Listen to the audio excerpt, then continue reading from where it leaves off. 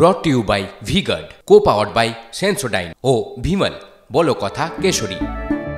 Associate sponsor UltraTech Cement. Kunal Ghosh তারা সভা করলেন, আর তারপর কি হলো? খেজুরিতে ফের আক্রান্ত তৃণমূল। শাসক দলের বুথ সভাপতির ওপর ধারালো অস্ত্র নিয়ে হামলার অভিযোগ বিজেপির বিরুদ্ধে। মাথায় গুরুতর চোট পেয়েছেন তৃণমূলের উত্তর শ্যামপুর বুথের সভাপতি বৃহস্পতি প্রামাণিক। পুলিশে অভিযোগ দায়ের তৃণমূলের। অভিযোগ অস্বীকার করে পাল্টা পুলিশি সন্ত্রাসের অভিযোগ বিজেপির। এক বিজেপি কর্মীকে গ্রেপ্তার খেজুরি থানার পুলিশের। খেজুরিতে বিজেপি লাগামহীন সন্ত্রাস চালাচ্ছে। উত্তর শ্যামপুরের বুথ সভাপতি এবং তার ভাই, তাদের উপর আক্রমণ চালিয়েছে বিজেপির বেশ কিছুজন কর্মী। দুর্ভাগ্যজনকভাবে সেই বুথ সভাপতি বৃহস্পতি প্রামাণিক, তার উপর আক্রমণ করেছে ডাব কাটার ধারালো অস্ত্র দিয়ে, তার মাথায় আঘাত করা হয়েছে। তৃণমূলে তো সংগঠন এখানে তলানিতে পতাকা ধরার মতো লোক প্রায় আছে বলে মনে হচ্ছে না। স্বাভাবিকভাবে পুলিশ এখন বি টিম হিসাবে, তৃণমূলের বি টিম হিসাবে কাজ করছে। দলীয় পার্টি অফিস চৌকিদার হিসেবে পুলিশ দায়িত্ব নিয়েছে। দোকানদার ভারতীয় জনতা পার্টির পক্ষ থেকে একটাও দোকান বন্ধ করেনি। আতঙ্কিত অবস্থায় দুষ্কৃতীরা দোকান ছেড়ে পালিয়ে গেছে। কোনোভাবে ভারতীয় জনতা পার্টি এর সাথে যুক্ত ছিল না।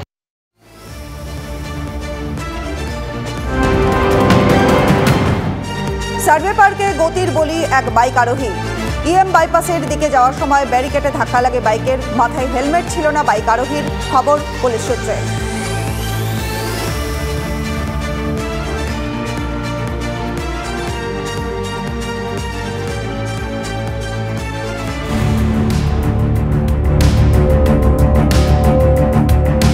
বৃহস্পতিবার রাজভবনে যেতে চেয়েছিলেন কিন্তু পারেননি।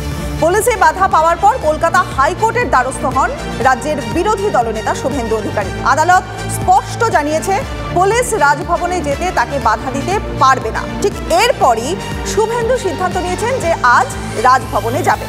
রাজভবনের বাইরে ধর্ণা কর্মসূচি নিয়ে পুলিশ কমিশনারকে চিঠি দিলেও উত্তর মেলেনি বলে দাবি শুভেন্দুর। অভিষেক বন্দ্যোপাধ্যায় বাংলাকে বঞ্চনা করা হয়েছে বলে ধর্ণা মঞ্চ তৈরি করে উনি ধর্ণা করলেন। তখন 144 ধারা কোথায় গিয়েছিল? 144 ধারা কি তখন হানিমুন করতে গেছিল?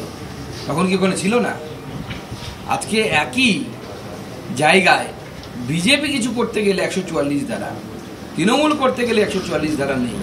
এই যে গণতন্ত্রকে হত্যা করার যে চেষ্টা তৃণমূল কংগ্রেসের তরফ থেকে হচ্ছে, এটা গোটা দেশ দেখছে, পশ্চিমবঙ্গবাসীও দেখছে। আচ্ছা, পদ্মপালের কাছে পদ্ম দলের নেতারা যাবে, এটাতে নতুন কি আছে? রাজ্যপাল কি আদৌ আর রাজ্যপাল আছেন? তিনি তো নামে রাজ্যপাল, কাজে পদ্মপাল। এবং সেখানে 144 ধারা জারি থাকে।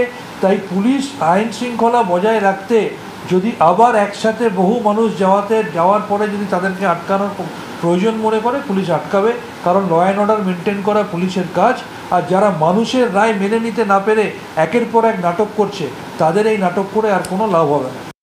অভিষেক চেয়েছিল 100 দিনের টাকা আদায়ের দাবিতে, আর শুভেন্দু চাইছে কোনো এলাকায় যেতে পারছে না। আদি বিজেপি কর্মীরাই বিক্ষোভ দেখাচ্ছে। মানুষ বিজেপিকে হারিয়ে দিয়েছে, ধাক্কা খেয়েছে। ফলে এখন এখানে বসে নাটক করার জন্য বিভিন্ন এলাকায় যেতে পারছে না, দলের বৈঠকে দলের নেতারা যেতে পারছেন না। তারা মধ্য কলকাতায় এমন একটা জায়গা খুঁজছেন যে জায়গাটা 2-3 ঘন্টা শান্তিতে বসে একটু লেবুর জল খাবেন। সেই জন্য একটা মেরাব বাঁধা জায়গা চাইছেন।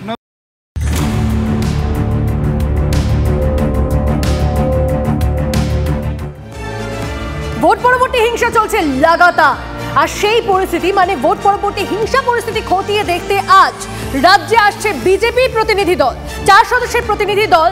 এবং এই প্রতিনিধি দলে কারা কারা রয়েছেন আপনাদেরকে জানিয়ে রাখি। এই দল অর্থাৎ এই 4 সদস্যের প্রতিনিধি দল তৈরি করেছেন বিজেপির সর্বভারতীয় সভাপতি জেপি নাড্ডা, প্রতিনিধি দলের আহ্বায়ক বিপ্লব দেব, প্রতিনিধি দলে রয়েছে রবিশঙ্কর প্রসাদ, ব্রিজলাল ও কবিতা পাতিদার। কেন্দ্রীয় প্রতিনিধি দলের সঙ্গে থাকবে বঙ্গ বিজেপির 6 প্রতিনিধি। থাকবেন অগ্নিমিত্রা পাল, মনোজ টিগ্গা, সুকুমার রায়, তবগ্ধ ঘোষ, তরুণজ্যোতি তিওয়ারি এবং ফাল্গুনী পাত্র। রাজ্যের বিভিন্ন হিংসা কবলিত এলাকায় গিয়ে মানুষের সঙ্গে কথা বলবেন প্রতিনিধিরা। পরিস্থিতি খতিয়ে দেখে জেপি নাড্ডার কাছে রিপোর্ট জমা করবে কেন্দ্রীয় প্রতিনিধি দল।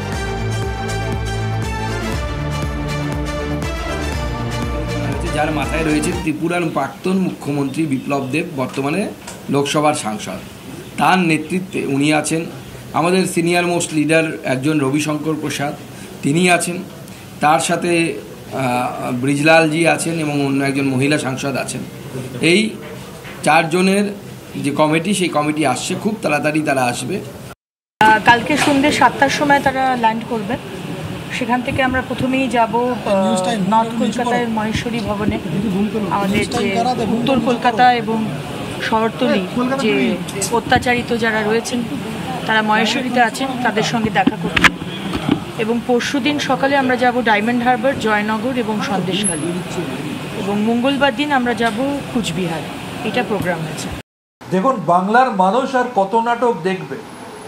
তারা শিক্ষা নেয় না। কোটি কোটি টাকা খরচা করে প্রধানমন্ত্রীকে দিয়ে 26টা সভা করিয়ে, ইলেকশন কমিশনকে কাজে লাগিয়ে, সেন্ট্রাল ফোর্সকে কাজে লাগিয়ে, ইলেকট্রনিক প্রিন্ট মিডিয়া, সোশ্যাল মিডিয়াকে কাজে লাগিয়ে 35টা সিটের আস্ফালন করে বাংলার মানুষের রায়ে খাদের কিনারায় পৌঁছে যাওয়া বিজেপি আবার নাটক করছে। তাদের টিম মানে তো তারা আসবে বাংলাকে বদনাম করার জন্য চেষ্টা করবে।